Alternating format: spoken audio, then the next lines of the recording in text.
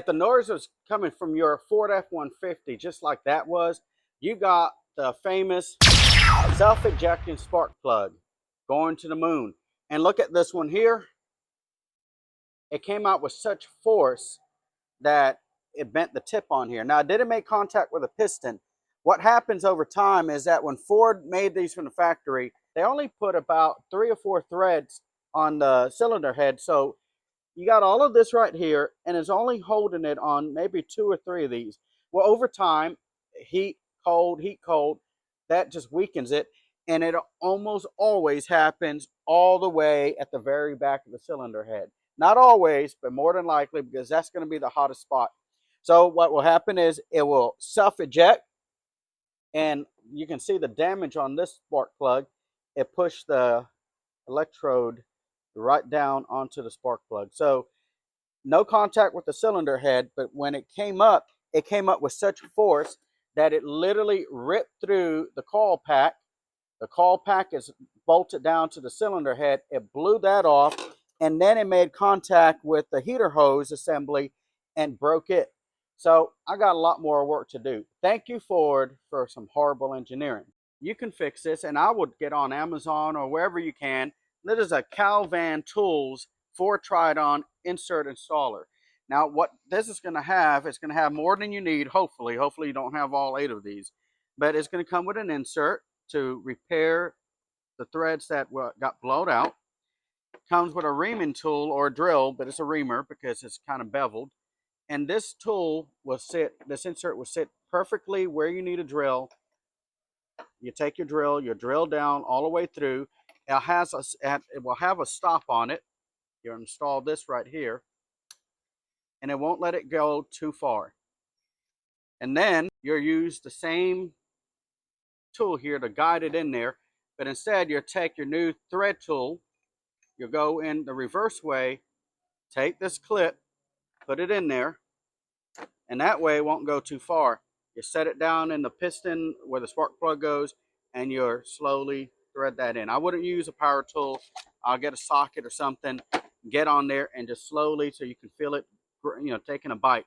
Once you get all that done, you take red thread locker, put it on your new insert, and then go ahead and put this on the spark plug, and then just like normal, put your spark plug in. That way, this will stay in. Next time you take the spark plug out, no issues, and no more going to space with your spark plug. In your kit, there's going to be this hose. You're going to hook it up to your airline, if you have one, and you're going to push this down into the affected cylinder hole, just so you can make sure that it's at the very bottom. Okay, as you take your pressure line, your air pressure line, and with the rubber cork on it, you're going to push that tool all the way down into the spark plug hole, and then you're going to apply air. Now, what we're looking for is for it to pop up almost instantly or within a second. That tells us the valves are closed. So I'm going to do it right now. So keep an eye down there, and if it's done right, it's going to pop up. Just like that. So that confirms that both valves are closed. And if one was open just a little bit, it would not pop up. So it's closed, and that's very important because as we ream all of those old threads out of there, it's going to drop a bunch of metal down in there. We're going to want it to sit down there in the cylinder hole, in the cylinder, which I know that sounds weird, but since the valves are closed, once we're done doing our work, we'll take airline and we'll blow all of that out. It'll only have one way to go, and it'll blow out at the same spark plug hole. It'll be good to go.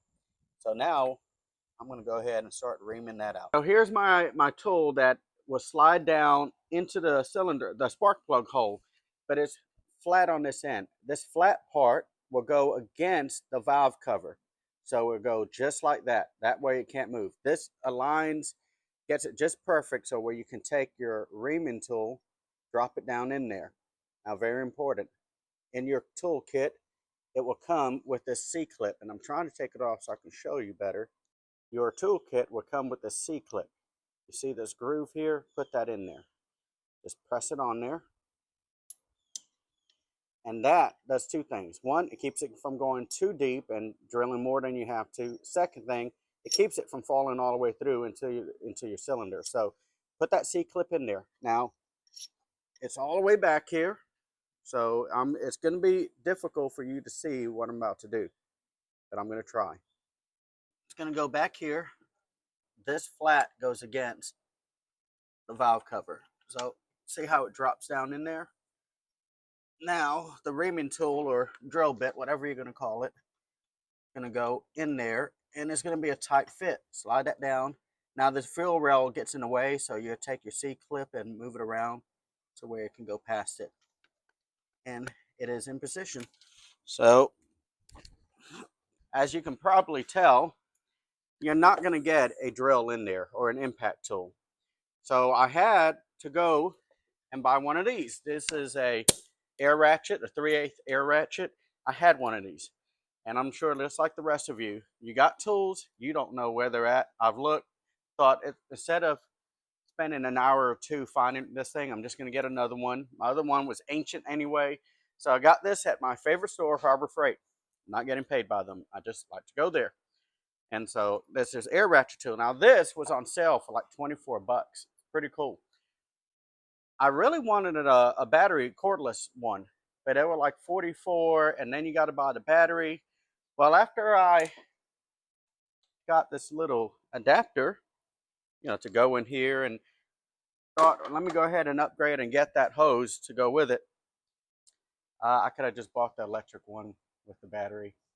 Oh well. So I'm just gonna go with my old-fashioned air tool right here.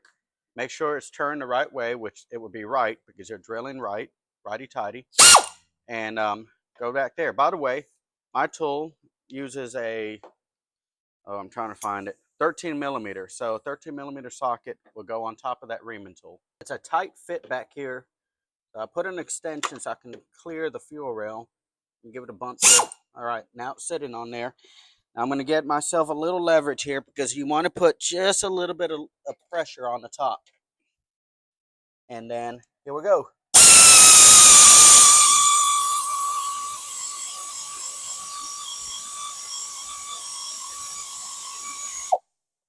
I got about 1/4 of an inch left to go. So it's drilling down in there. So I'm going to keep going until it just bottoms out. And I'm not going to be able to hold this at the same time. Maybe I can. Here we go.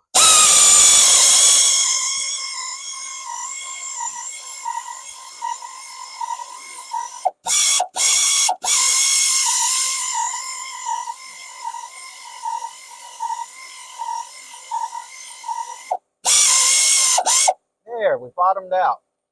So let's see if I can just pull it out without making it go reverse. Got that out of the way. And, yep. Come on out. And then get my tool and get it out of here. Now let's take a look to see how much metal is down in that cylinder, which should be quite a bit. So I'm going to take my bore scope and try to get back in there best I can. See all that metal down there at the bottom? We don't want that in there. So the best way to take that out is to take my air tool and blow it all out of there. So we're going to do that next. Make sure you put some eye protection because that metal is going to blow out of that cylinder. So we're going to take my blow tool, and it's got a blow gun. It's got a long nozzle on it. We're going to put it down as far as we can into that cylinder, and then we're going to just let it blow.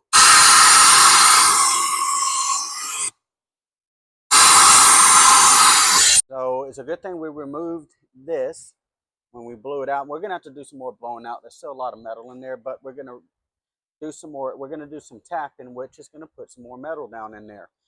So what we're going to do here is this tap cannot go in through the top like the drill did. So we're going to go from the bottom end, run this through.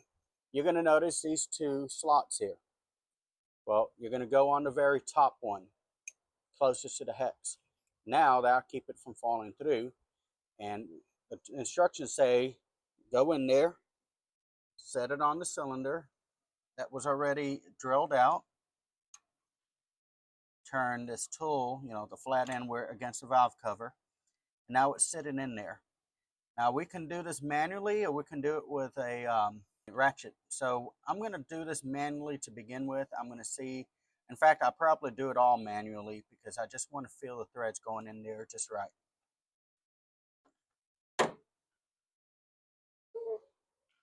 Okay. Oh, so I'm just slowly starting this, and you'll feel it start to grab. And you just want to make sure that it's doing a good grab and making good threads on here. So you can use both hands. I wish I had more room.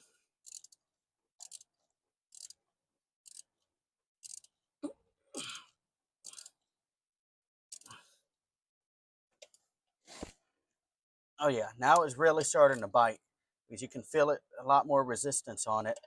And so I'm just going to slowly work this way all the way down, and you got to work it all the way down. Now what I may end up using a ratchet. Let's just see how this goes.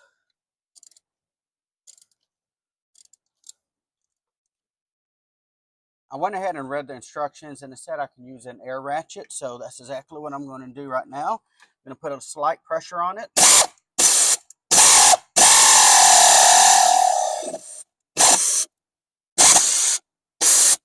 All right, it's, you know, it's getting to some resistance in there now, so I'm going to just finish up manually putting this in.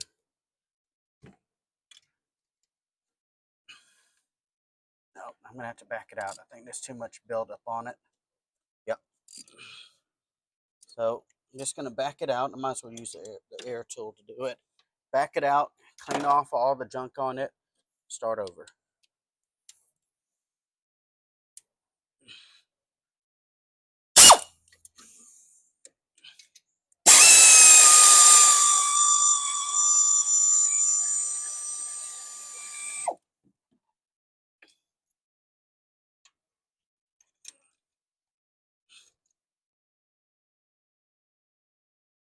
Wasn't any junk. Maybe I got to the bottom already. Now that's bottomed out. It can't go any further. That was quick. So back the thread tool, the tap out, and then we're going to clean it all up, blow it all out again, and then insert our new thread insert. I got a piece of hose on my nozzle here, and it's going to get in that cylinder a lot better. I'm going to go down into the cylinder through the spark plug hole, and then I'm just going to apply air pressure, and it should blow all of that metal out. May have to take a few times, a little while to do it all.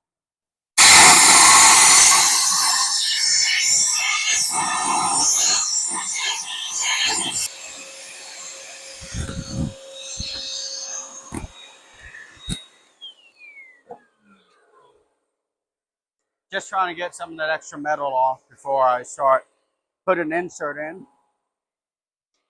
Take the scope and let's look to see if we got all of the metal out. There's still a little bit in there, like Parmesan cheese down there. I'm going to take see that? I'm going to take my hose and try to blow that out. It's a little bit of a process. The last step in this, once you get all the metal or near about every bit of that metal you can get out, then you go ahead and take your spark plug, brand new one, and your insert. Comes with all those inserts, remember that. Take your spark plug, screw it onto the new thread insert, and then take red permanent Loctite or red permanent thread sealant, and then just put it all over this. Once that's done, you insert your spark plug into the hole like you normally would, and then just let it set an hour, two, all day. Just let it have a good time to set in there, make that seal, and you will be ready to go.